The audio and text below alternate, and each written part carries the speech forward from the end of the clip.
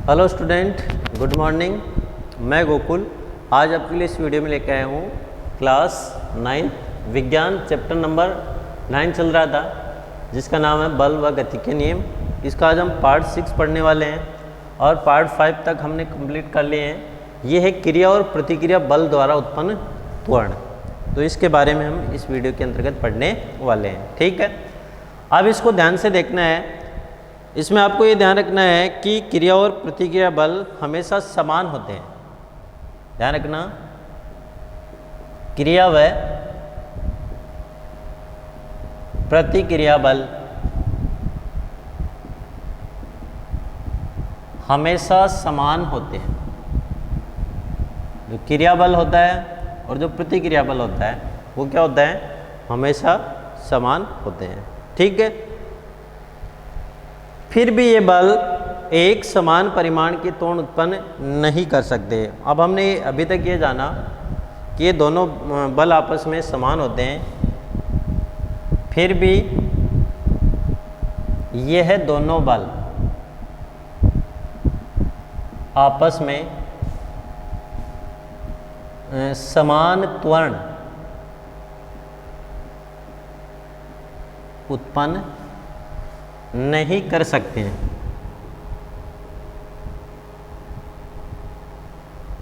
बल तो समान है लेकिन ये त्वरण समान उत्पन्न नहीं कर सकते हैं, क्योंकि बल द्वारा अलग अलग द्रव्यमान की वस्तु पर कार्य करने के कारण होता है। ऐसा प्रत्येक बल द्वारा, ठीक है, ऐसा होता क्यों? ऐसा प्रत्येक बल द्वारा अलग अलग द्रव्यमान की वस्तु पर कार्य करने के कारण होता है। अलग अलग प्रत्येक बल द्वारा, यानी जो प्रत्येक बल लगता है उन बलों के द्वारा अलग अलग द्रव्यमान की वस्तु पर कार्य करने के कारण होता है। अलग अलग द्रव्यमान की वस्तुओं पर कार्य करने के कारण होता है। कार्य करने के कारण होता है। तो ये ध्यान रखना कि जो अलग अलग द्रव्यमान की वस्तु होती है उनके ऊपर ये कार्य करता है बल, इसलिए उसमें उत्पन्न जो त्वरण है वो समान नहीं होता है। उसके बाद में आपको ध्यान रखना है कुछ इसके उदाहरण।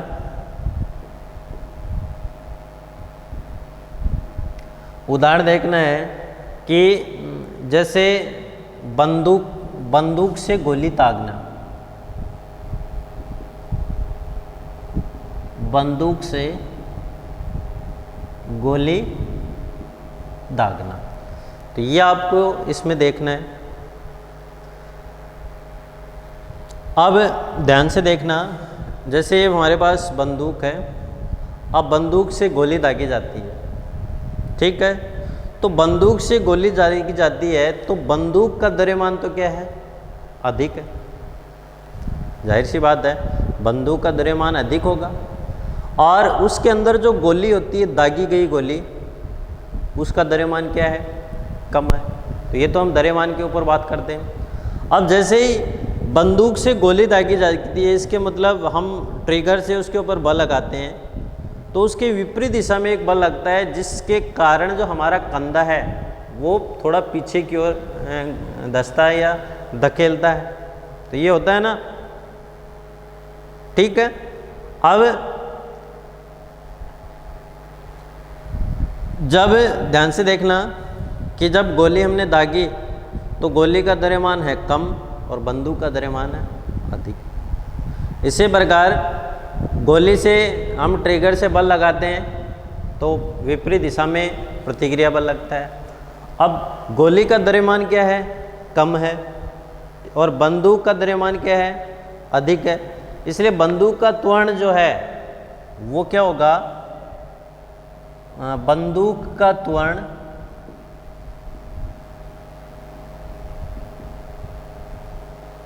बंदूक का जो त्वरण होता है गोली के त्वरण से काफ़ी कम होता है।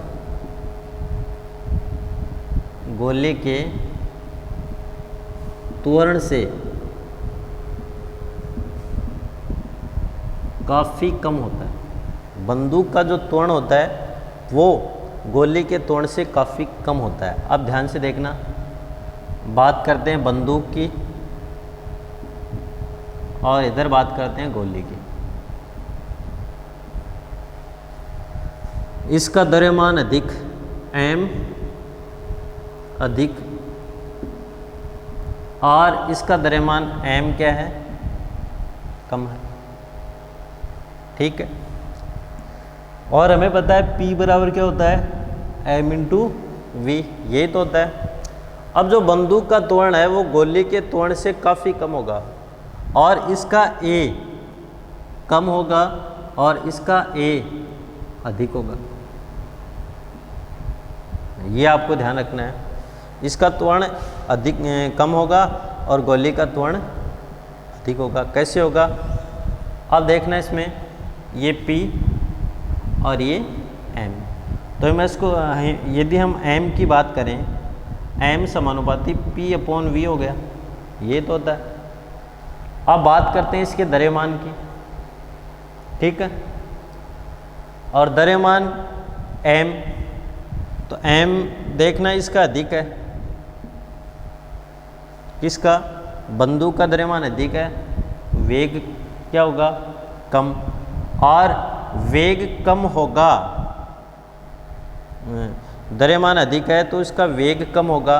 तो हमें पता है A बराबर क्या होता है, V माइनस यू बटा टी, और यदि वेग कम हो रहा है इसका मतलब त्वरण भी क्या हो जाएगा, कम हो जाएगा। इसी प्रकार गोली, तो गोली का द्रव्यमान m कम है, और जब m कम है तो वेग अधिक होगा। और जब हमने देखा था A बराबर V माइनस यू बटा टी, और यदि वेग में परिवर्तन अधिक है तो उसका जो त्वरण है वो भी क्या होगा, अधिक होगा। तो इस प्रकार ये हमें ध्यान में रखना है, क्रिया और प्रतिक्रिया बल आपस में समान है, विपरीत दिशा में है, लेकिन ये आवश्यक नहीं है कि त्वरण दोनों वस्तुओं का समान हो। यदि द्रव्यमान की बात करें तो द्रव्यमान के अकॉर्डिंग त्वरण का निर्धारण होता है, और किसी वस्तु का द्रव्यमान अधिक होगा तो उस वस्तु का त्वरण कम होगा, और किसी वस्तु का यदि द्रव्यमान कम है तो उस वस्तु का जो त्वरण है वो क्या हो जाएगा, अधिक होता है। ठीक है, सेकंड हम बात करते हैं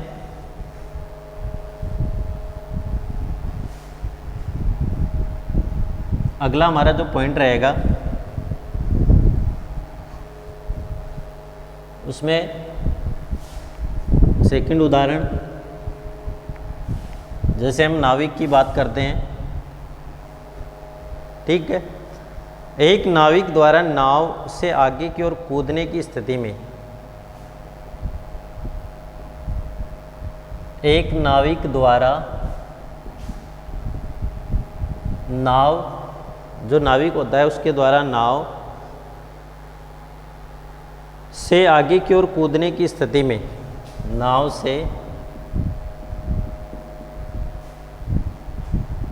आगे की ओर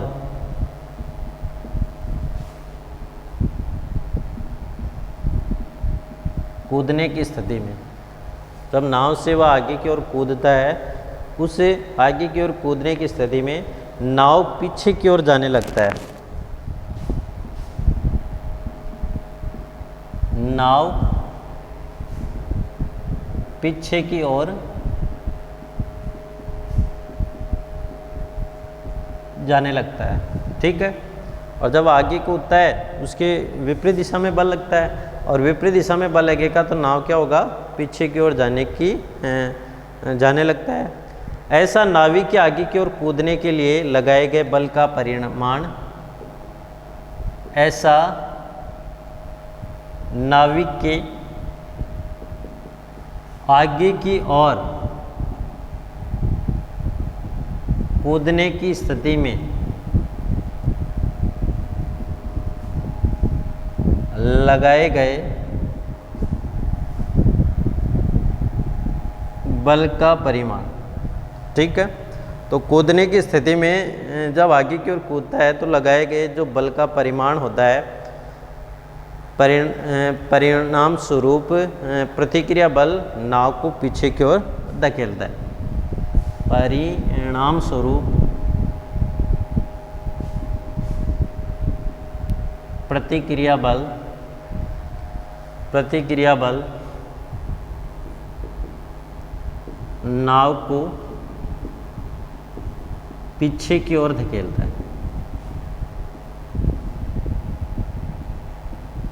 तो ये आपको इसमें ध्यान रखने की आवश्यकता है, ठीक है। और यदि हम और उदाहरण की बात करें तो हम बोल सकते हैं कि अब इसमें देखना, एक तो नाविक होता है और एक होता है नाव। ध्यान से देखना इसमें। अब नाव और नाविक का त्वरण अलग अलग होता है और नाव और नाविक की गति एक समान नहीं होती है। नाविक और नाव, अब नाव जो है उसका मान लो द्रव्यमान अधिक है, ठीक है, या आप मान लो कम है, और नाविक का उसका द्रव्यमान क्या होगा, अधिक होगा। तो इसके द्रव्यमान में यदि अंतर होगा, और जब द्रव्यमान में अंतर होता है तो उसके नाव और नाविक के त्वरण में भी अंतर होगा, परिवर्तन होगा। जो वेग में परिवर्तन है वो अंतर होगा, उसमें चेंजेज होंगे। और जब दोनों के द्रव्यमान में परिवर्तन हो रहा है, इसका मतलब द्रव्यमान अलग है, तो उनके त्वरण भी क्या होंगे, अलग अलग होंगे। नाव और जो नाविक की गति है वो भी क्या होगी, अलग अलग होती है, ठीक है। तो हम इस प्रकार से इसको समझ सकते हैं। अब हमारा जो अगला पॉइंट रहेगा वो रहेगा संवेग संरक्षण का नियम। तो संवेग संरक्षण का नियम किसे कहते हैं? संवेग संरक्षण का नियम है उसको हम किस प्रकार से जो है वो परिभाषित कर सकते हैं, तो ये हम आगे देखेंगे।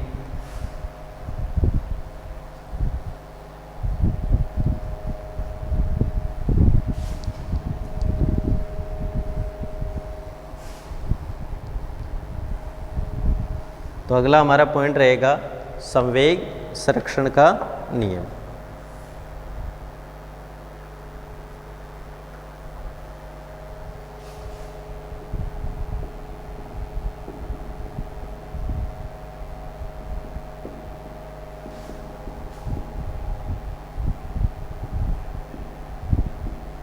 ठीक है, अब ये संवेग संरक्षण का नियम क्या कहता है? इस नियम के अनुसार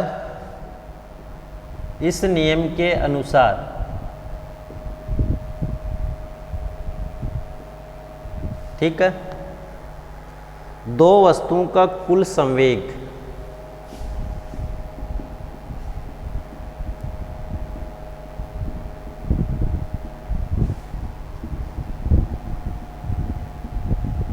संरक्षित रहता है। जो वस्तु होती है उनका जो कुल संवेग है वो संरक्षित रहता है।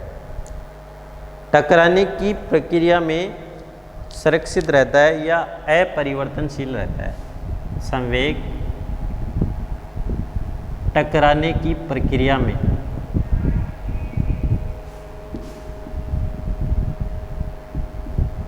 संरक्षित रहता है, संरक्षित या अपरिवर्तनीय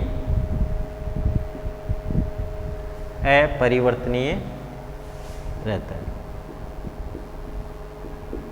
तो ये आपको ध्यान में रखना है, जब दो वस्तुएं आपस में टकराती है तो उस स्थिति में टकराने के पश्चात दोनों वस्तुओं का कुल जो संवेग है वो नियत रहता है, वो संरक्षित रहता है। इसमें किसी प्रकार का परिवर्तन है वो नहीं मिलता है। ठीक है, तो ये आपको इसमें ध्यान रखना है। यदि हम इसको दूसरे शब्दों में कहें तो हम क्या लिख सकते हैं? किसी वस्तु का दो वस्तुओं के संवेग का योग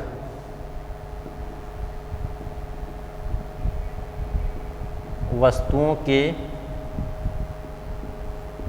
संवेग का योग, संवेग लिखते हैं पी से, दो वस्तुओं के संवेग का योग जो होता है टकराने के पहले और टकराने के बाद बराबर रहता है। योग टकराने के पहले व टकराने के बाद बराबर रहता है। दो वस्तुएं होती हैं, उनका जो संवेग होता है वो टकराने के पहले और टकराने के बाद बराबर रहता है जब उन पर कोई असंतुलित बल कार्य नहीं कर रहा हो। बराबर रहता है जब उन पर कोई असंतुलित बल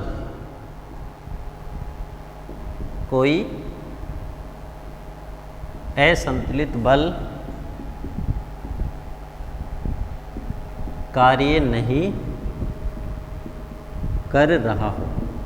तो यही क्या कहलाता है? संवेग संरक्षण का नियम कहलाता है कि दो वस्तुओं के संवेग का योग जो होता है वो टकराने के पूर्व और टकराने के बाद बराबर होता है। और बराबर कब होगा? जब उन वस्तुओं पर कोई बाह्य असंतुलित बल जो है वो कार्य नहीं करता हो। उस स्थिति में जो संवेग होता है टकराने के पूर्व और टकराने के पश्चात दोनों वस्तुओं का क्या रहता है? बराबर रहता है। तो ये आपको इसमें ध्यान रखना है, संवेग संरक्षण का नियम। ठीक है। अब उसके बाद में जो है वो हम एक दो उदाहरण देखते हैं जो गति के नियम है उनसे संबंधित, और उसके बाद में हमारा अगला वीडियो रहेगा, उसके अंदर हम जो है वो संवेग संरक्षण का गणितीय निरूपण जो है वो किस प्रकार से किया जाता है उसके बारे में हम चर्चा करेंगे।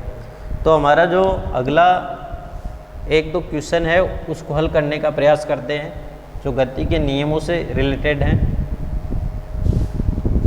और जो परीक्षा में पूछे जाते हैं।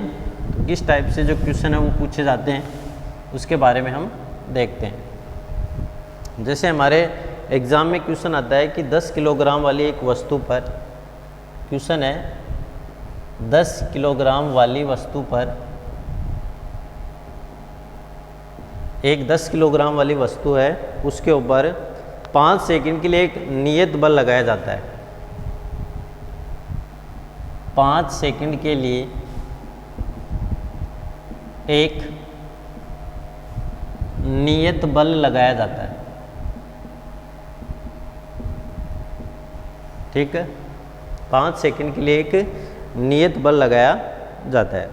ये बल वस्तु के वेग को 3 मीटर प्रति सेकंड से बढ़ाकर 8 मीटर प्रति सेकंड कर देता है। यह है वेग, यह है बल वस्तु के वेग को 3 मीटर प्रति सेकंड से बढ़ाकर, ये जो बल आरोपित किया हमने कितने न्यूटन का? 10 किलोग्राम वाली वस्तु पर एक बल लगाते हैं, नियत बल लगाते हैं, तो यह बल वस्तु के वेग को 3 मीटर प्रति सेकंड से बढ़ाकर 8 मीटर प्रति सेकंड कर देता है।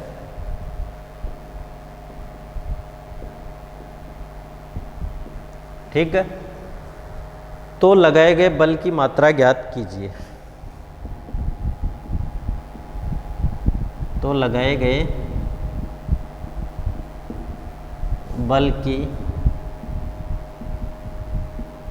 मात्रा ज्ञात कीजिए। यानी जो बल लगता है उस बल की हमें मात्रा ज्ञात करनी है।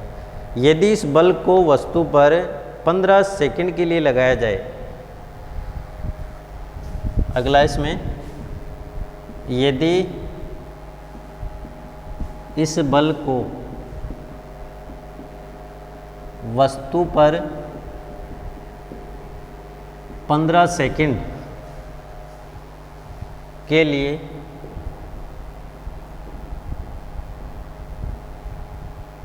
लगाया जाए तो बल को कितने सेकंड तक? 15 सेकंड तक लगाया जाए तो वस्तु का वेग क्या हो जाएगा? तो वस्तु का वेग क्या हो जाएगा? तो ये क्वेश्चन जो है वो इसमें हल करना है। तो इसके देखो पार्ट सेकंड है, तो एक तो ऊपर वाला हमें ज्ञात करना है और सेकंड पार्ट में हमें नीचे वाला ज्ञात करना है। तो फर्स्ट पार्ट की यदि हम बात करें तो इसमें जो दे रखा है m, तो द्रव्यमान कितना दे रखा है 10 किलोग्राम, ये तो दे रखा है 10 किलोग्राम, m का मतलब द्रव्यमान।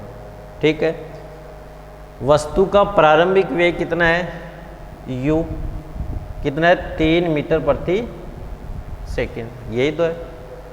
उसके बाद में वस्तु का अंतिम वेग v का मान बताओ कितना है, 3 से कितना हो जाता है 8 मीटर हो जाता है मीटर प्रति सेकेंड, तो v का मान कितना हो गया 8 मीटर प्रति सेकेंड। और समय t ऊपर देखो t का मान कितना है 5 सेकेंड। ये पहली स्थिति में हम बात कर रहे हैं, सेकंड स्थिति अलग होगी। और बल की मात्रा का मतलब F का मान हमें ज्ञात करना है, यही तो है। अब गति, न्यूटन की गति का द्वितीय नियम क्या कहता है, न्यूटन की गति के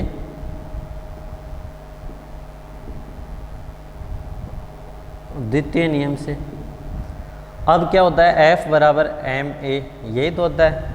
और हमने एक के बारे में देखा था v माइनस यू बटा टी, ये तो होता है a बराबर v माइनस यू बटा टी।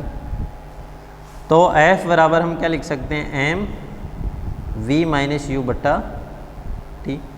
अब इसमें ये मात्रक वगैरह है, ये रख के भी आप डायरेक्ट इसको हल कर सकते हैं, या हम डायरेक्ट ये मान रख के भी इसको हम हल कर सकते हैं। तो F बराबर m का मान कितना है 10 इंटू, या डायरेक्ट लगा दो, v का मान 8 माइनस u का मान 3 और t का मान कितना है 5, यही तो है। तो हमें f का मान निकालना, तो f बराबर क्या हो जाएगा 10 इंटू 5 बट्टा 5 से 5 कैंसिल, तो f बराबर 10, तो f बराबर क्या हो जाएगा 10 न्यूटन होगा। तो बल का मान कितना हो जाएगा 10 न्यूटन, ये आपको इसमें ध्यान रखना है। और यदि इसी को एक रफली यहाँ पे करते हैं, जैसे मान लो हमने मान रखा F 10 किलोग्राम, ये तो रखा, इनटू ये हमारे पास कितना है 8 मीटर प्रति सेकंड माइनस 3 मीटर प्रति सेकंड बट्टा 5 सेकंड, ये तो है। तो उसके बाद में हमने इसको हल किया, तो हम कैसे करते हैं 10 kg इंटू कितने आ गए, ये कैंसिल हो गया, ठीक है।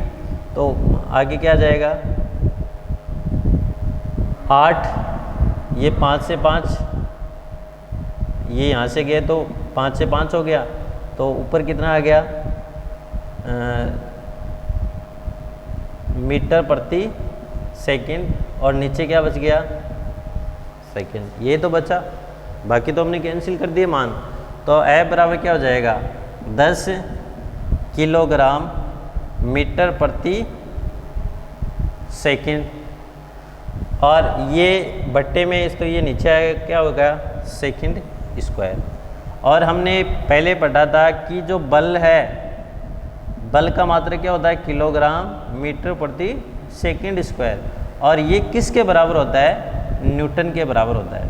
किसके बराबर होता है न्यूटन के। तो हमने डायरेक्ट यहाँ पे क्या लिख दिया न्यूटन लिख दिया, और यदि हम गणना करें तो इस प्रकार से इसकी गणना है वो कर सकते हैं। तो हमारे पास ये जो मान है वो प्राप्त हो गया, ठीक है। अब उसके बाद में जो इसका बी पार्ट है, तो बी पार्ट जो है वो हम किस प्रकार से करते हैं, यही है इसका हम बी पार्ट किस प्रकार से करते हैं। तो इस वस्तु पर या इस बल के लगाए जाने पर वस्तु का अंतिम वेग, तो ये हमें ज्ञात करना है। तो अगला इसका जो सेकंड पार्ट है वो यहाँ पे हम निकालेंगे। तो इस बल को वस्तु पर 15 सेकंड तक लगाते हैं, तो इस बल के लगाए जाने पर वस्तु का अंतिम वेग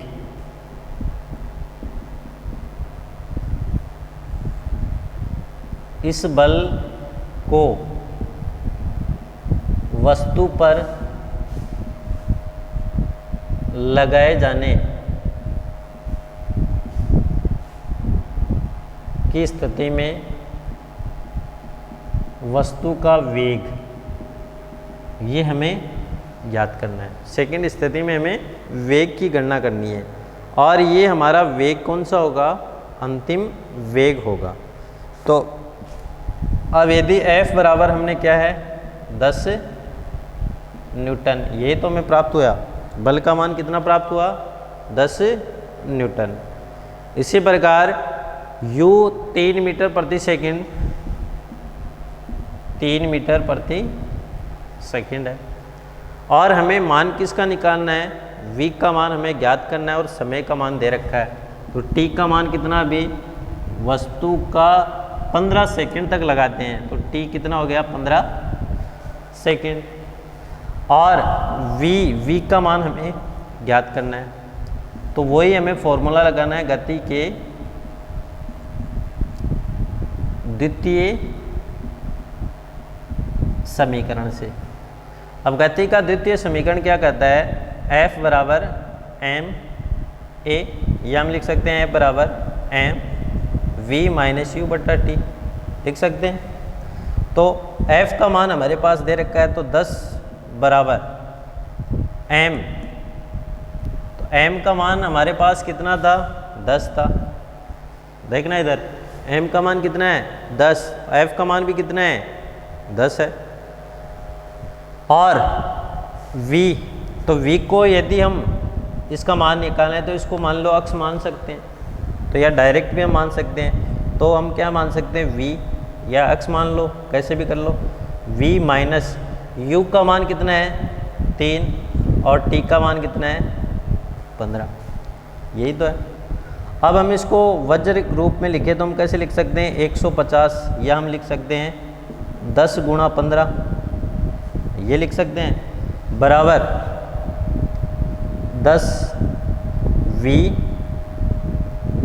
माइनस 10 इंटू 3, तो कितना लिख सकते हैं 150 बराबर 10 v माइनस 30। अब यहाँ पे देखो पक्षांतरण कर दो, यहाँ पे तो 150 ये है और ये माइनस का इधर आ जाएगा तो प्लस के 30 हो गए, बराबर 10 v। तो 180 बराबर कितना हो गया 10 v, तो v बराबर कितना हो जाएगा 180 बटा 10, तो बराबर कितना आएगा 18 मीटर प्रति सेकंड। तो यदि ये बल 15 सेकंड तक लगे तो उस वस्तु का वेग है वो बढ़ जाएगा। कितना बढ़ेगा, देखो इधर अंतिम वेग कितना था 5 से 8 हो गया। उसके बाद में यदि बल 15 सेकंड तक बराबर लग रहा है तो उस स्थिति में जो अंतिम वेग है वो क्या होगा 8 से बढ़कर कितना हो जाएगा 18 हो जाता है। तो इस प्रकार जो है वो हमने, ये हमारा आज का वीडियो रहा। तो इस वीडियो के अंतर्गत हमने जो है वो संवेग संरक्षण का नियम और एक न्यूमेरिकल के आधार पे हमने ये जाना कि हम किस प्रकार से है वो बल की गणना कर सकते हैं, वस्तु के वेग में परिवर्तन की गणना कर सकते हैं, समय ज्ञात कर सकते हैं। तो ये सब हम इस गति का जो द्वितीय फॉर्मूला है उसके आधार पे हम गणना कर सकते हैं। और हम अगले वीडियो में संवेग संरक्षण का जो गणितीय निरूपण होता है वो किस प्रकार होता है वो हम अगले वीडियो के अंतर्गत पढ़ने का प्रयास करेंगे।